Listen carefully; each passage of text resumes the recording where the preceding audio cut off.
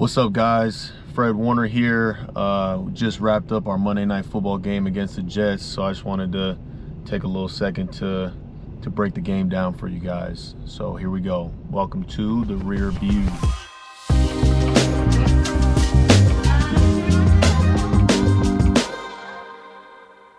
My feelings heading into week one, obviously just a lot of excitement, right? I mean, every preseason's different. I've played in preseason games. I haven't played in preseason games.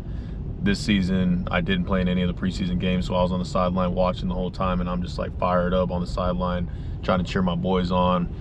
But man, I was so eager to get out there again on the field, and I hope all of you saw that in my play on Monday. But it was good to get back out there, man. Obviously, it was a long off season.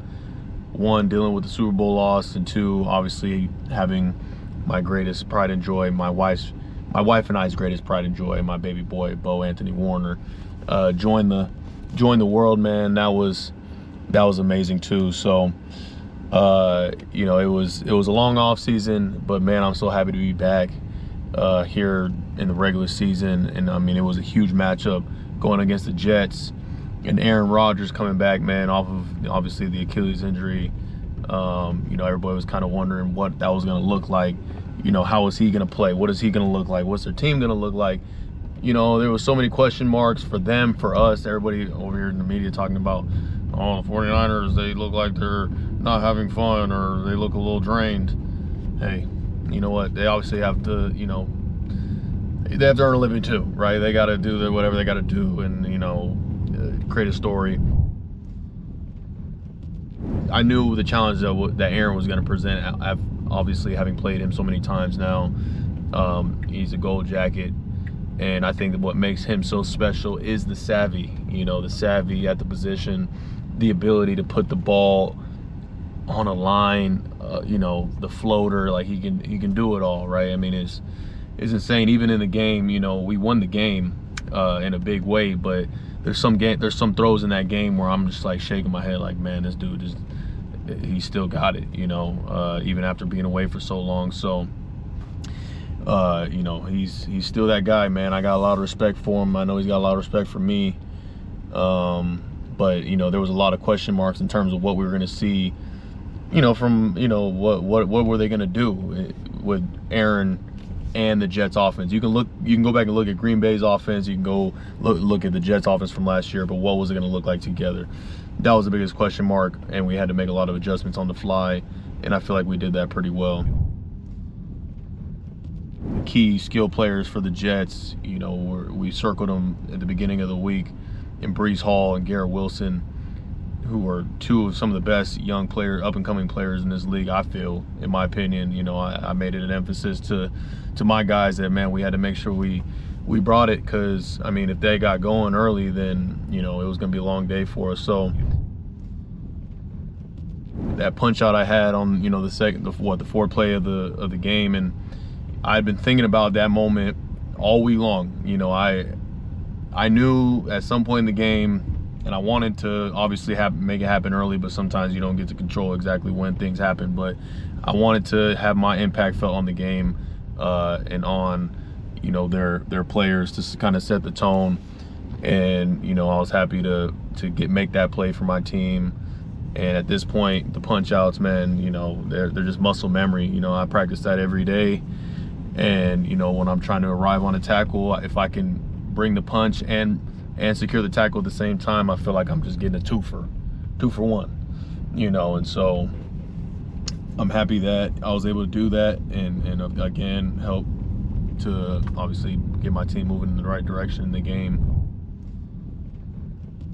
It was good seeing Coach Saleh after the game. Obviously Saleh means a lot to me, and I always say it, man, he was one of the first guys to really believe in me as a player. I've obviously am who I am now, but I think it was good to have somebody in my corner early on coming out of BYU when I didn't necessarily know where I was going to end up in terms of the caliber of player that obviously I've become. So to kind of see him after the game, man, and chop it up a little bit, it was good to see him.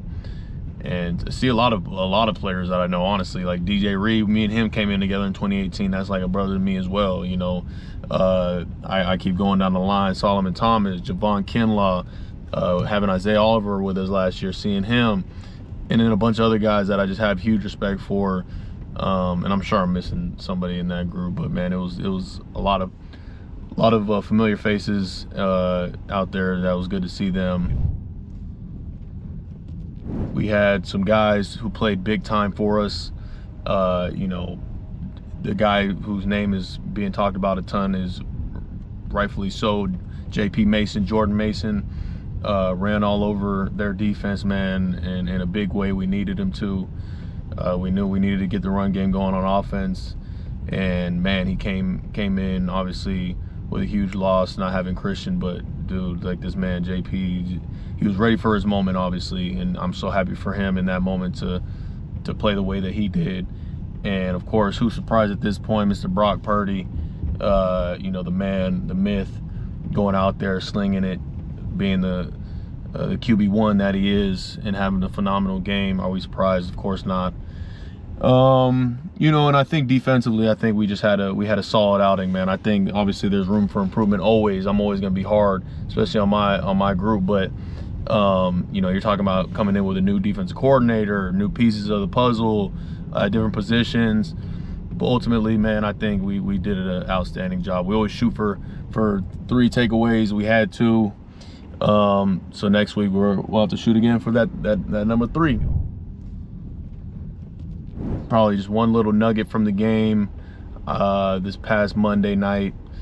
I think, you know, the team. I feel like for the most part the game was in our hands the entire time. But like, you know, you think about the small moments throughout a game, and you know, we go in at halftime, we're up. We just got done with a perfect, you know, situation where the offense kept the ball all the way to the end of the half, kicked the field goal, we go in, and you know, I always make sure to reiterate to the guys, like, man, look, we didn't come in here to just play one good half of football. Like, we came out here to play 4 quarters, right? And so it's as small and as simple as that saying is like, it means it truly is our mindset, you know, from here on out. Is we're just trying to play a full 4-quarter game as hard as we can, and like we'll let the score dictate itself, you know.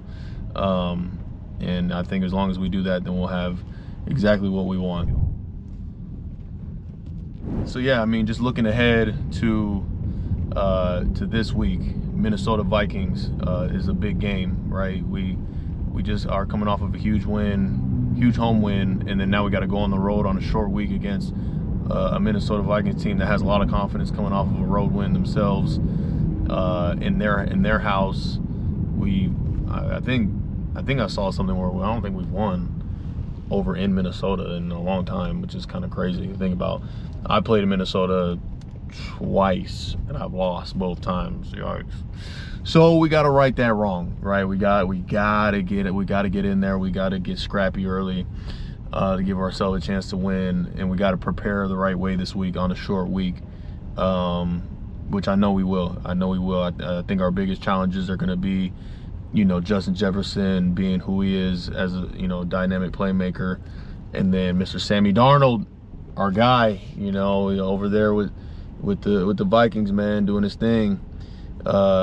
You know, we're gonna have to try to make his life hard, and it's gonna be a tough battle. I know we'll be ready for the challenge, so I'm excited about it. I think it'll be a good little matchup. So yeah, man, that's a wrap on our first edition of the Rear View. Hopefully we can continue this and continue lots of wins. I like winning, and then talking to you guys, you know, on a loss and on the Rear View might be a little different. But you know, we'll check out. Want to make sure you guys hear about season 2 of the Warner House starting back up this season. This week, actually, we'll be dropping the first episode of season 2 of the Warner House, of me and my wife talking a little shop, you know, about our lives, about football, about family, about parenthood now, being new parents, of course, and you know, we'll let you guys in on our lives a little bit. So appreciate you guys. Go Niners, go football, and go Go team. Fred Warner out.